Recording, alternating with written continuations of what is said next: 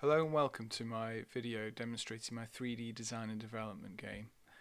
As I'm going through, I'll just be discussing some of the decisions I've made during development. So let's make a start. So when the level starts, the player's in a cell. They can't get out.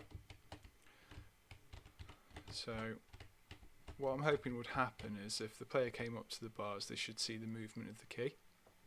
If they move their mouse onto it, they'll notice that it glows. And then if they click, the key will be pulled into their location, allowing him to progress. It acts as a gate. It halts progress until the player does something that we need to inform them. So if we move forward, so we get to here. So there's more objects which are highlighting. So with this being the case, then the prior knowledge of knowing that the key pulled to the location, they should be able to work out that they can pick up objects. So as you can see, they can start just toying with the environment, trying to get used to it. It's a safe area here, So this is another gate again, a bit like the one before, where it forces the player to learn that they can pick up objects, because they can't progress unless they actually pull them. Usually you won't be able to walk across them, as you can see. So now we get to here again, another object to pick up, and we see an enemy spawn, and it's not facing us, so it doesn't aggro against us. Again, it is a safe space. It's a little bit more dangerous compared to what it was before, but we need the player to learn that they can pick up objects and kill things eventually.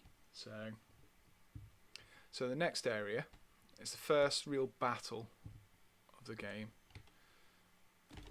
So at this stage, we see that projectiles glow as well. So with the prior knowledge of knowing what these do, we should learn or know that we can catch these.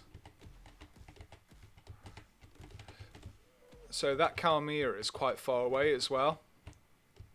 So that's basically to give the player enough time to realise what's happening.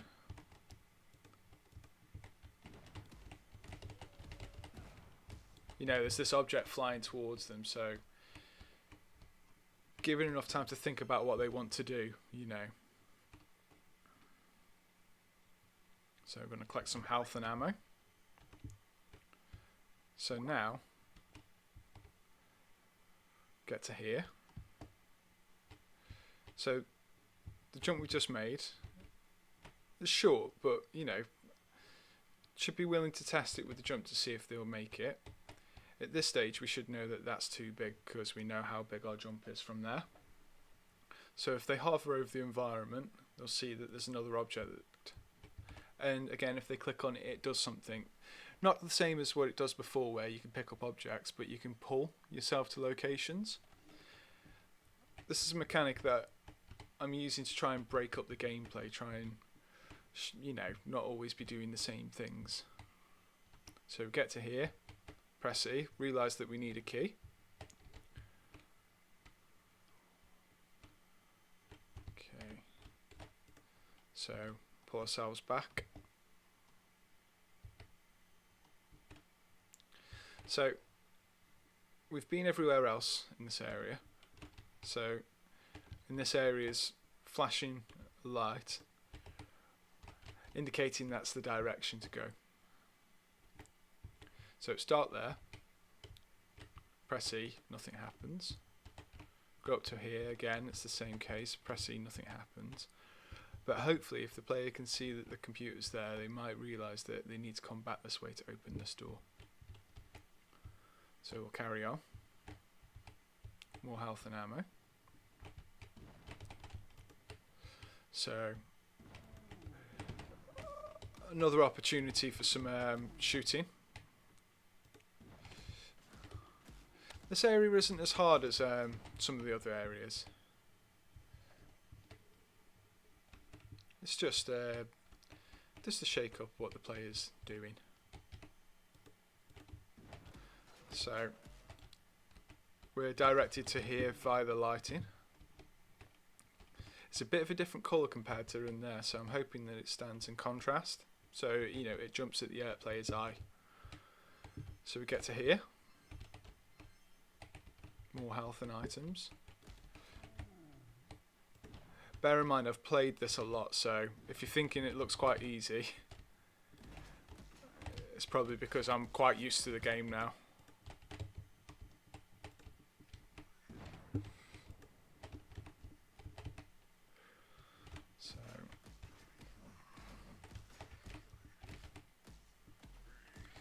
So this is the first introduction to the spider.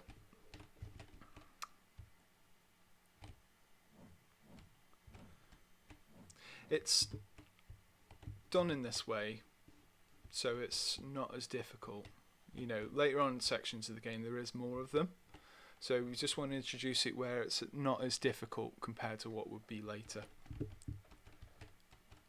So again, contrast of light. I'm hoping that it jumps out.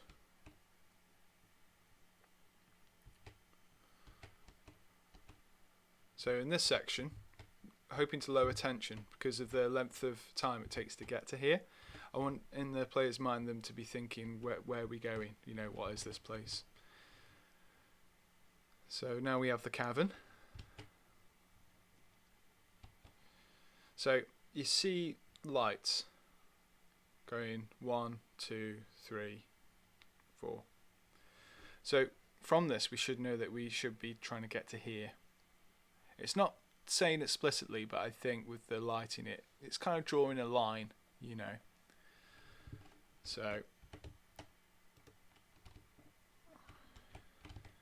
keep going.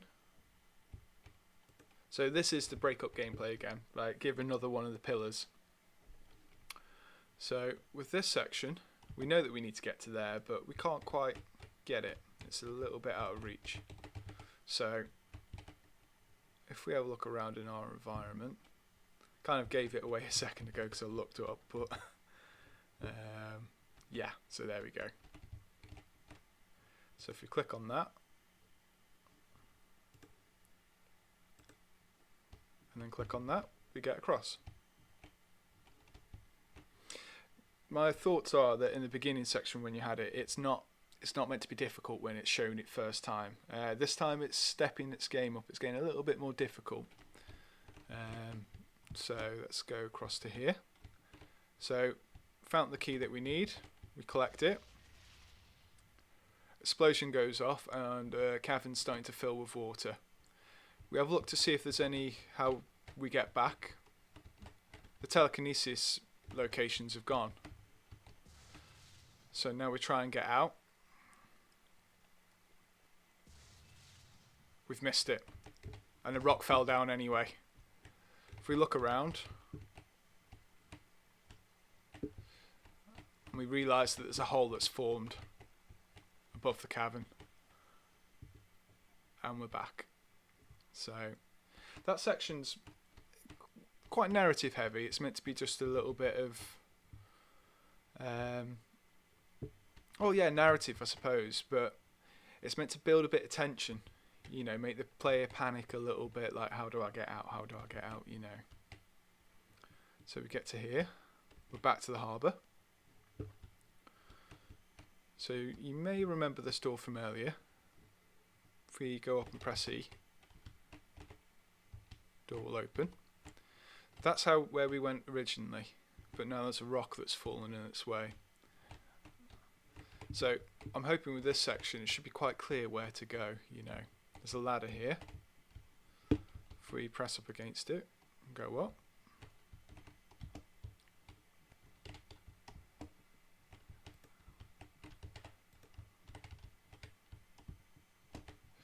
just try and get out.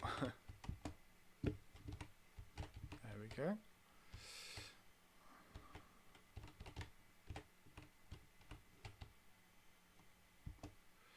So now this brings us to the final section of the game.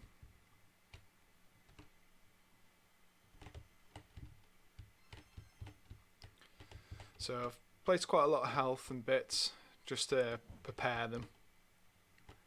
So pick up the shotgun. We're ambushed. So with the spiders, we should be able to tell that the shotgun is quite effective against them because of us fighting him before with the rifle, and it took quite a few shots to kill him. So that's the reason that it's so heavily hinted, like the shotgun being so close to the spiders.